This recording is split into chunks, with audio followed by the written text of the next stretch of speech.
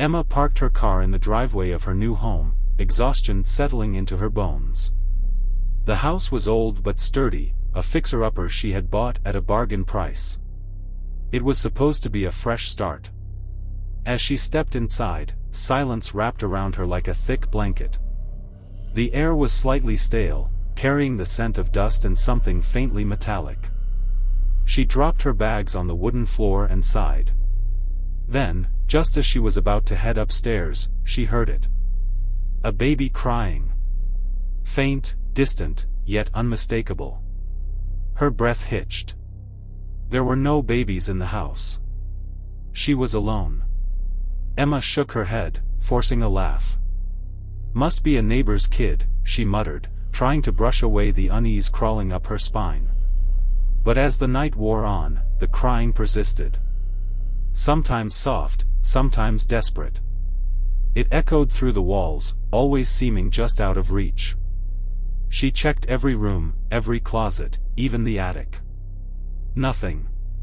By 3 a.m., she sat on her bed, rubbing her temples. This is ridiculous.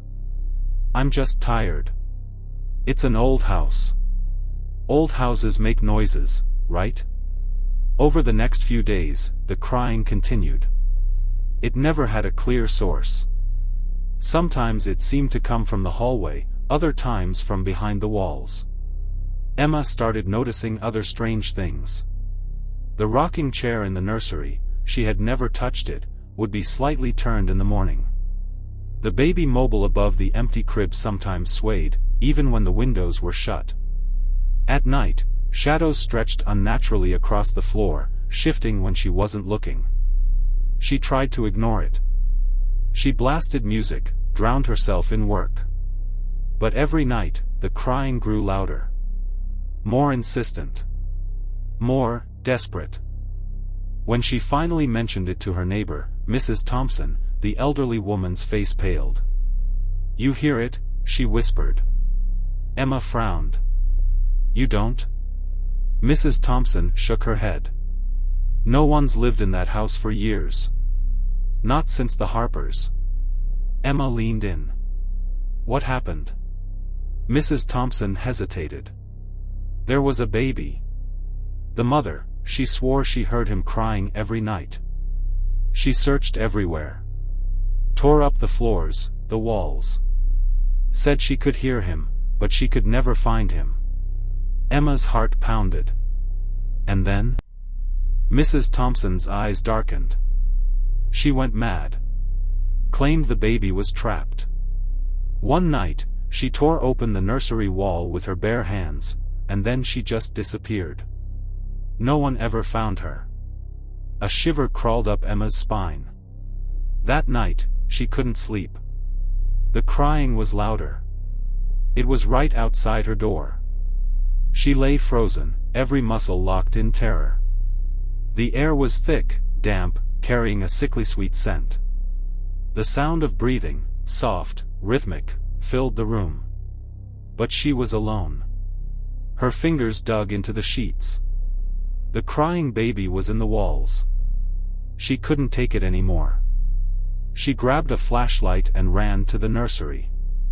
The walls trembled with the sound of muffled sobs.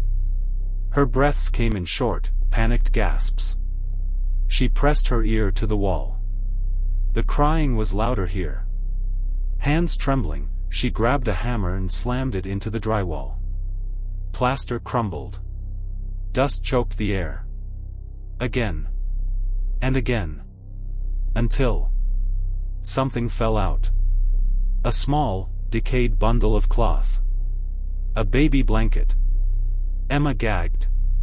And then she saw it. Tiny, skeletal fingers curled around the fabric. The crying stopped. Silence swallowed the room. And then a new sound. Laughter. Low, guttural, inhuman. Emma turned, but it was too late.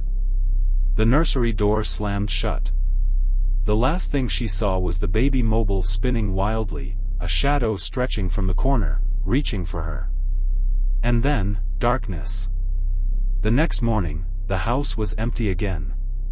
But the crying never stopped.